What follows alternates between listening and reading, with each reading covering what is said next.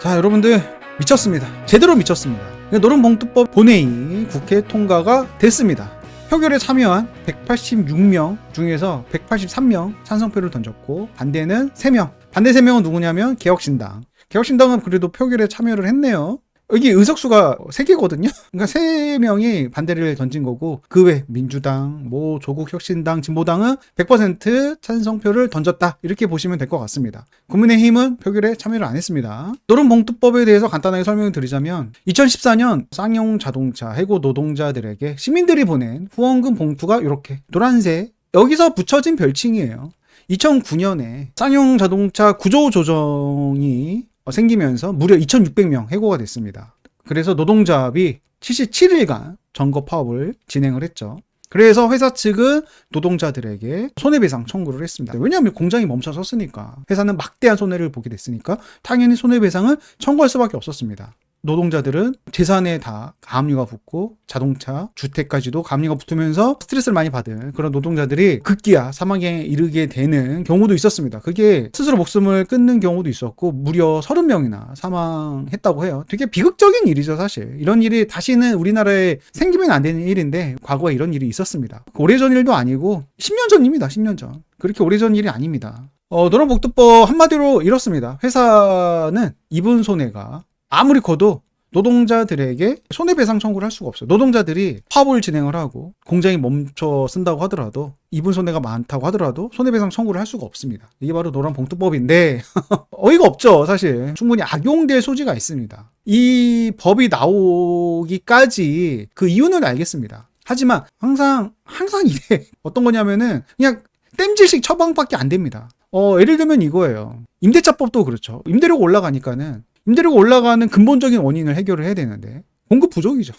공급 부족이야. 그래서 다주택자 규제를 없애고 재초안이라든지 분양가 상한제라든지 이런 규제를 좀 없애면서 126% 이런 압법들을 없애면서 공급을 활성화시켜야 되거든요. 그래야지 임대료가 안정화가 되니까, 공급이 많아지면. 근데 이러한 방법을 선택하지 않고 땜질식 처방 2+2 이런 식의 땜질식 처방은 근본적인 원인을 해결하는 게 아닙니다. 똑같습니다. 이번에 노름봉투법도 똑같아요. 참, 노름봉투법으로 인해서 노동자들의 인권이 상승되고 고용 안정, 이거를 깨하려고 하는 게 노름봉투법의 취지입니다. 그런데 고용 안정이 생기려면 여러분들 잘 생각을 해보세요. 노동자들의 인권을 상승시키는 게 고용 안정이 되겠습니까? 아니잖아요. 회사가 돈을 잘 벌어야 돼요. 그래야지 고용을 많이 할 거 아니야. 정말 기본적인 상식입니다. 이렇게 내가 설명하는 것조차 좀 자괴감이 들 정도야. 자, 회사가 돈을 잘 벌려면은 규제를 풀어야 되겠죠. 자유롭게 경쟁할 수 있게 규제를 풀어야 되겠죠. 그런데 우리나라는 규제를 오히려 더 빡세게 하고 있습니다. 반대로 하고 있어요. 오히려 노동인권을 강화시키면서 더 이상 회사가 우리나라에서 사업을 할 수 없게끔 만들고 있습니다. 중대재해처벌법이라든지 이번에 노름봉투법도 그렇고 참으로 안타깝습니다. 이렇게 땜질식 처방으로는 그 어떤 것도 해결이 되지 않아요. 여러분들 임대차법으로 해결이 됐습니까? 임대료가 지금 안 올라가나요? 월세 미친듯이 올라가고 있잖아요. 이거야. 왜 이러는 거예요, 도대체. 많은 사람들이 노름봉투법을 비판을 했습니다. 이러면 안 된다. 기업들 다 떠나간다. 그리고 지금 글로벌 환경에서는 다들 기업을 유치하려고 규제를 철폐하고 법인세도 낮춰주고 이런 식으로 경쟁을 하고 있는데 우리나라 지금 거꾸로 하고 있다. 이러면 안 된다. 이렇게 비판을 하니까는 청와대 정책실장은 노름봉투법 때문에 기업이 떠나면 그때 다시 고치면 된다. 그땐 늦습니다. 소 잃고 외양간 고치면 늦은 거예요. 이미 그때는 회복 불능이 빠진 겁니다. 이게 무슨 말입니까? 이거 보십시오. 우리나라 PBR이 몇 배냐라고 물어봤는데 우리나라 경제를 책임지는 경제부총리가 PBR 10? 이렇게 대답을 했습니다. 모릅니다. 이분들은 몰라. 우리나라 경제 상황이 어떻게 흘러가는지 모릅니다. 그러니까 여러분들 기대를 하면 안 돼요. 애초부터 기대를 하면 안 됩니다. 많은 분들이 비판을 하고 전문가들 이러면 안 된다. 기업들 다 떠난다. 밸류업 이렇게 해서는 안 된다. 노름봉투법 시행하면 안 된다. 라고 했지만 무시하고 진행할 수 있었던 거는 몰라서. 이 와중에 매물 감소는 급속도로 이루어지고 있습니다. 지금 개포, 잠실, 송파 등등 해서 전월세, 매매, 물량 모든 것들을 다 포함해서 빠른 속도로 감소하고 있습니다. 지금 나가보세요. 잠실 리센츠 에이스 전세 한번 구해보십시오. 전세가 있나? 월세는 있거든요. 전세 구하기 너무 힘듭니다. 없어요. 이게 말이 됩니까? 두 단지 합쳐서 10,000세대가 되는데 전세가 없어요. 지금 이러한 상황입니다. 굉장히 잘못돼도 한참 잘못됐다. 지금 문제가 굉장히 심각합니다. 이거 나중에 문제가 굉장히 크게 확대되는 일이 생길 텐데 문제가 이게 드러나지 않아요. 어떻게 생기냐면 99도까지 물이 안 끓듯이 그 임기점을 돌파하면은 갑자기 부글부글 끓는 그 상황이 연출이 돼버립니다. 그땐 늦어요. 여러분들 지금 서울 핵심지는 신고가를 다시 찍기 시작했습니다. 정확히 한 2주 전부터 매수세가 돌기 시작하고 확실히 문의가 많아지고 있어요. 아무래도 휴가철이 끝나고 그리고 사람들이 기다리다 보니까는 이거 생각보다 금매가 안 나오는데 내년까지 기다리려고 했는데 안 되겠다, 빨리 사야 되겠다 라는 사람들이 늘고 있습니다. 마음이 조급해지는 거야. 매도자 매수자 둘의 팽팽한 줄다리기가 있었는데 매도자 측으로 살짝 기운 것 같습니다. 힘의 크기가. 그래서 매수자 측은 조바심이 나고 있는 그러한 상황으로 흘러가고 있는 것 같습니다. 제가 보기에는 여러 가지 부동산 상황 돌아가는 거 보고 부동산 사장님들의 이야기를 들어보면 확실히 달라지는 게 느껴집니다. 자, 보십시오. 흑석동의 대장 아크로 리버하임 24평이 23억 신고가 찍었습니다. 평당 1억이야. 올림픽대로 딱 보이는 웅장한 아파트죠. 그러다 보니까 사람들 눈에 잘 띄어. 여러분들이 반포 좋아하는 이유도 거기에 고속터미널역이 있어서 그래요. 지방에서 고속터미널역 딱 들어오면은 가장 먼저 보이는 반포의 웅장한 아파트, 반포자이라든지 그런 아파트들이 딱 보이니까 그 광고 효과 무시할 수가 없는 거야. 마찬가지로 올림픽대로에 딱 보이는 그 아파트, 아크로 리버하임. 사람들이 굉장히 좋아할 수밖에 없겠죠. 눈에 딱 보이잖아. 또 한강뷰고, 또 서번포고. 그러다 보니까는 확실히 탈비강남급의 시세를 보여주고 있는 것 같습니다. 내 집 마련은 절대 가성비로 접근해서는 안 된다. 우리는 쇼핑할 때 가성비로 접근을 하거든요. 근데 여러분들 명품 살 때랑 아파트 살 때랑 똑같은 시선으로 바라보는 게 좋습니다. 사치를 부려야 돼. 무조건 좋은 거, 남들이 선망하는 그런 아파트를 선택하는 게 좋습니다. 요즘은 또 SNS, 스레드, 인스타 이런 게 워낙에 활발하기 때문에 내가 어디에 산다는 게 가장 중요한 시대입니다. 그렇기 때문에 가장 좋은 아파트를 사는 게 가장 좋은 투자의 미덕입니다. 마리프 24평이 최근에 20억 5천에 찍었습니다. 627 이후 거래입니다. 그리고 잠실 리센츠 627 이후에 34억 5천까지 찍었습니다. 여기는 안 찍혔는데 34억 5천까지 찍었어요. 이건 신고가입니다. 여러분들 잠실은 부동산계의 풍향계예요.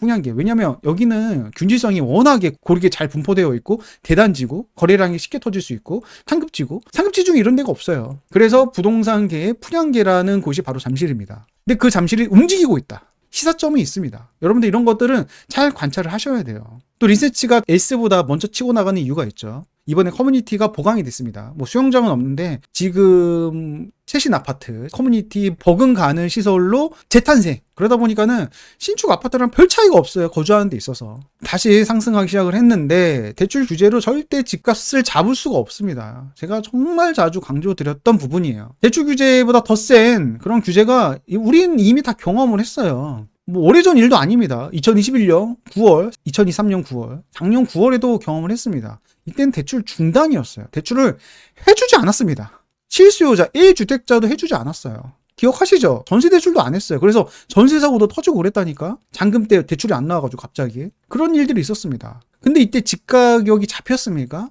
안 잡혔어요. 많은 분들이 오해하는 게 대출 규제하면 집값을 잡을 수 있다. 이렇게 오해를 합니다. 2022년 집가격이 하락을 했어요. 2021년 9월 강력한 금융 규제로 집가격 잡은 거 아니야? 라고 말씀하시는 분들이 있는데 그렇지 않다니까. 물론 일부 영향은 있겠지. 하지만 2022년 하락은 미국의 금리가 급격하게 올랐잖아. 40년 만에 0%대에서 5.5%까지 미친 듯이 올랐잖아요. 0.0, 0.25에서 5.5까지 올랐잖아. 어마무시하게 올랐습니다. 40년 만에 누구도 겪지 못한 금리 상승을 그때 우리가 모두가 경험을 했습니다. 그러면서 다들 수익형 부동산 다 망했습니다. 그리고 레고 사태. 그래서 시중 금리가 치솟았습니다. 또 결정적으로 양도세 중과 유예가 있었죠. 2022년 5월에. 그때는 서울 25개구가 다 규제 지역이었어요. 팔면은 양도세 중과가 무려 30%였어요. 최고 세율이 무려 82.5%였습니다. 할 수가 없었습니다. 근데 양도세 중과를 없앴다니까. 그래서 매물이 쏟아지면서 금리도 올라가고 그러다 보니까는 집가격 하방 압력이 굉장히 셀 수밖에 없었던 거예요. 이걸 정확히 알고 가자는 거예요. 규제로 집가격을 잡은 게 아니라 미국이랑 양도세 중과 유예로 잡은 거예요. 여러분들은 양도세 중과 유예를 하면은 부자 감세라고 하는데 부자 감세로 집가격을 잡은 겁니다. 근데 여러분들이 자꾸 부자 감세 하면서 규제를 계속 강화하자. 규제 풀면 안 된다 하면은 오히려 집가격은 더 올라간다니까. 규제의 역설. 요즘에 장독공제를 없애야 된다. 이런 얘기가 나오는데 반대 결과가 생깁니다. 오히려 사람들은 안 팔아요. 양도세를 쑥 내면은 그 같은 집을 못 간다니까. 양도세를 내가면서 누가 팔겠습니까? 아니, 그렇잖아요. 집가격을 잡는 건 간단합니다. 양도세를 대폭 낮추고 보유세를 올리면 돼요. 근데 보유세만 올리면은 안 됩니다. 보유세만 올리면은 어떤 결과가 생기냐면 조세 저항이 생깁니다. 문재인 정부가 조세 저항 때문에 정권 교체를 당했습니다. 당연히 이걸 알 거예요. 현재 정부도. 그래서 쉽사리 선택을 못 할 겁니다. 아무튼 금융 규제로는 집가격을 잡을 수 있다 없다? 없다. 잡을 수 없습니다. 그런데 사람들, 무주택자들은 이걸 반깁니다. 참 아이러니한 일이죠. 그들은 반기면 안 되거든요. 오히려 주택 보유자가 반겨야 돼. 매수한 사람들은 반기면 안 돼. 주택 보유자는 반겨도 된다니까? 왜냐면 허들이 올라가고 내 집의 가치가 더 올라가는 겁니다. 그럼 당연히 반길 수밖에 없겠죠. 오히려 강한 사람들은 반긴다니까. 보유한 사람들은. 오히려 규제를 강하면 강할수록 좋아합니다.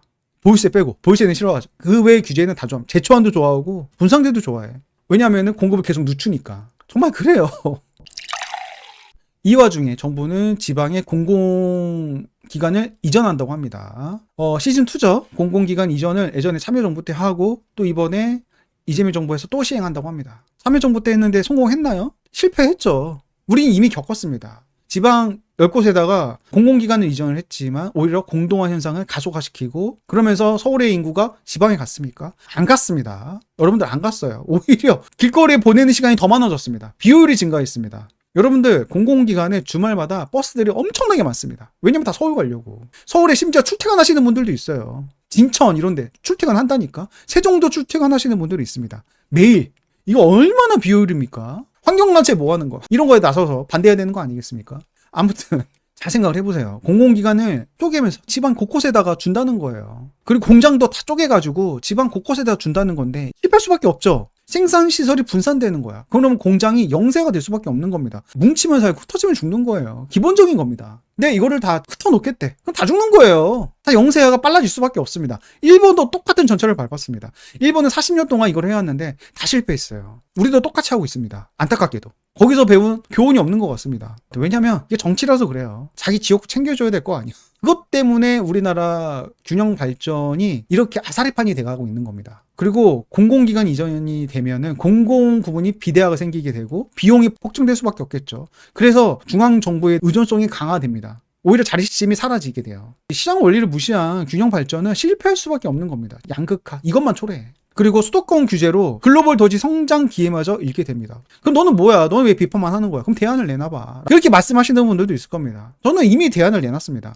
이런 식으로 분산 정책을 하면 안 되고 몰빵 정책, 부산을 크게 키운다든가 아니면 대전, 세종, 대세청을 크게 키운다거나 하나를 그냥 몰빵해서 지방을 키워야 돼요. 서울과 그래야지 경쟁할 수 있는 거 아니겠습니까? 다 찢어놓으면 경쟁이 되겠습니까? 경쟁이 안 돼. 대전이든 좋죠. 정중앙에 있으니까 국토 어디든 출퇴근 1시간 거리고 그러면 사람들이 정든 지방을 떠나서 수도권 안 가도 되는 거잖아. 대전에 일자리가 많으면 뭐 구미든 뭐 포항이든 어디든 출퇴근할 수가 있으니까. 그럼 지방의 그런 공동화 현상이라든지 인구 줄어드는 것도 막을 수 있고 지리적으로 굉장히 좋은 겁니다. 대전, 세종 위치가. 그래서 예전에 박정희 대통령도 여기를 수도로 계획을 삼았던 거고 굉장히 해안이 있었던 거죠. 하지만 무산이 됐죠. 아니면 부산을 키운다든가 이런 식으로 몰빵 정책을 해야 돼. 분산 정책은 죽도 밥도 안 된다. 이 말씀을 드립니다.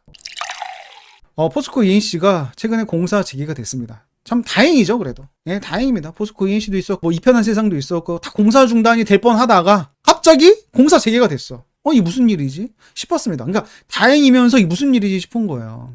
뭐 기업도 막 때려잡으려고 막 으름장 놓고 난리도 아니었잖아요. 막 면허 정지에다 면허 취소 이야기까지 나오고 노동자를 돌보지 않는 기업은 면허 취소를 받아도 마땅하다 이런 이야기가 나왔잖아요. 근데 갑자기 공사 재개를 한다? 이상한 거야. 일단 정부의 입장은 이렇습니다. 아파트 입주 지원도 생기고 도로 교량 등 사회 기반 시설 운영 차질도 생긴다. 협력사와 근로자 생계 이축도 생길 수밖에 없다. 그래서 이러한 국민 생활 전반에 영향을 줄 수 있다는 점이 고려가 됐다. 그래서 공사 재개를 한다. 아니 이거 알고 있었네? 아니 그동안 이거를 몰라서 중단시킨 겁니까? 앞만 봐도 이번 코레일 사고 이거에 대해서 책임 막 따지니까 정부 입장에서 난처한 그런 상황 때문에 내로남을 비난받을까봐 부랴부랴 봐준 것 같은 이러한 심리적 가심. 코레일 지분은 100% 정부에게 있으니까 부랴부랴 봐주는 게 아닌가 하는 그러한 심리적 가심이 듭니다. 네, 좀 짜치죠 사실. 네, 다 알고 있었는데 이런 거 보면은 좀 짜칩니다. 그 대통령실 비서실장 국채 발행 검토할 수밖에 없다. 돈이 많이 필요하니까. 이번에 돈 푸는 거 보셨죠? 뭐 민생지원금이라든지 여러 가지 돈을 풀고 있습니다. 그래서 돈이 너무 많이 들어간다. 국채 발행할 수밖에 없다. 국채 발행은 뭐냐면은 국민들에게 돈을 꾸러 다니는 거예요. 아니면 은행한테 돈을 꾸러 다니는 거고 한마디로 대출을 받는 겁니다. 웃기지 않습니까? 국민들에게는 대출을 해주지 않으면서 본인들은 대출을 받겠다는 거잖아요. 이러한 내로남불. 여러분들 이런 거에 분노해야 되는 거 아니겠습니까? 이율 배반적이고 모순적인 행태를 보이고 있는데 여러분들 지금 뭐 하고 있습니까? 오히려 대출 규제하면 박수치고 잘한다고 하고 있고 그런 상황들을 보면서 참 아이러니한 이러한 현실을 참 어떻게 해석해야 될지 모르겠습니다. 자, 돈을 엄청나게 풀고 있습니다. 카드 소비되면 최대 30만 원 환급을 해줍니다. 페이백 해준다는 거죠. 시작한 지 얼마 안 됐는데 이번 정부 그죠? 민생지원금이 끝난 지도 얼마 안 됐는데 1차 끝나고 2차 아직 받지도 않았는데 벌써부터 이렇게 많이 뿌립니다. 그리고 여러분들 사업자 다 내세요. 사업자들은 50만 원 줍니다. 뭐 보험료라든지 아니면은 유류비 이런 것들을 쓸 수가 있어요. 50만 원 꽂아주는 거예요. 그리고 소상공인은 또 택배비 30만 원 또 지원을 해줘요. 뭐 일시적인 거긴 한데 지원을 해줍니다. 여러분들 사업자 만드세요 진짜. 사업자 앞으로 혜택 더 많아질 것 같습니다. 소상공인. 요즘에 자영업자 지옥이다 하는데 이런 혜택 일시적으로 그칠 것 같지 않습니다. 네, 더 많아질 것 같아요. 계속 돈 펑펑. 지금 인플레이션이 가속화되는 그런 현장을 여러분들이 지금 목격하고 있습니다. 근데 여러분들 인플레이션은 급격하게 오지 않아요. 어느 순간에 빵 터진다니까. 이렇게 오다가 이렇게 올라갑니다. 네, 인플레이션은 그래요. 그러한 속성을 가지고 있어요. 어느 순간 임계점을 만나면은 팍 올라갑니다.